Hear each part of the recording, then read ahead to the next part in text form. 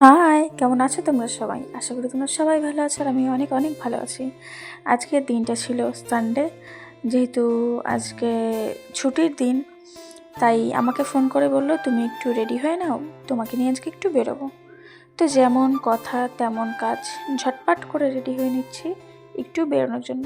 যেহেতু এখন কোথাও যেতে পারি না, ওর ছুটিও থাকে না, তাই আমারও ইচ্ছে হলো, এমনিতেও কোথাও বেরোই না এখন, সেই জন্য মনে হলো যাহ না আবার বেরিয়ে যায়, কারণ আবার এক সপ্তাহ পরে আসবে। সেই জন্য একটুখানি সাজুগুজু করে নিলাম। নর্মালি আমি কোথাও বাজারে গেলে এইভাবে সাজুগুজু করি না, যেহেতু অনেক দিন পরে একটু বেরোচ্ছি, ওই জন্য একটু ইচ্ছে করলো যে একটু সেজেগুজেই যাই। যাই হোক, কোথায় যাচ্ছে, কি করতে যাচ্ছে জানতে হলে ভিডিওটা পুরো দেখতে হবে। তো সাথে থাকো, পাশে থাকো, আর ভিডিওটা কন্টিনিউ করো।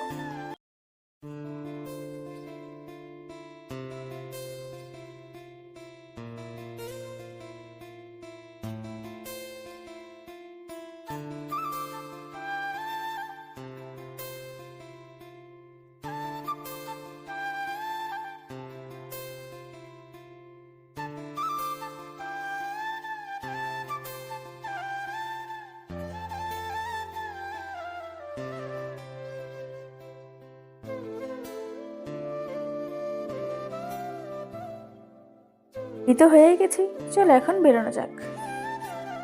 বেরিয়ে সোজা চলে গেছিলাম বাজারে। বাজারে একটু কাজ ছিল, কাজ মিটিয়ে তারপরে দুজন মিলে চলে আসলাম ক্যাফেতে।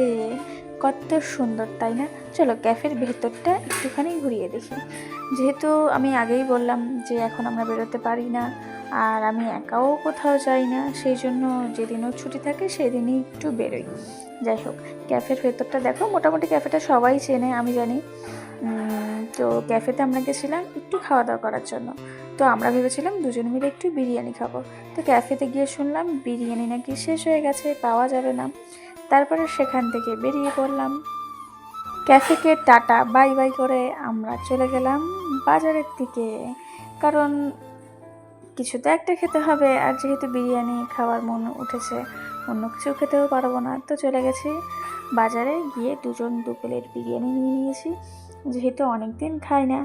আর এমনিতে আমি রাইস টাইস এ সমস্ত খাই না, আমার ভালো লাগে না, বিরিয়ানিটা একটুখানি আমি বেশি ভালো খাই।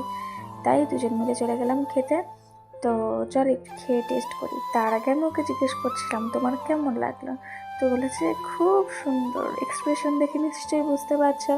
যাই হোক, চলো এবার একটুখানি নিজে খেয়ে দেখি। বিরিয়ানি হলে তো কোনো কথাই হবে না, আর এখানে হচ্ছে কোনো রিভিউ দেওয়ার দরকারও পড়ে না, কারণ বিরিয়ানি যেমনই হোক আমার সেটাই ভালো লাগে। যাই হোক, আমি একা ক্যামেরা করছিলাম বলে মাঝখান থেকে ওই ঠুকি মারছিল, এত ক্যালি করতে করতে ফোনটা আমার পড়েই গেল।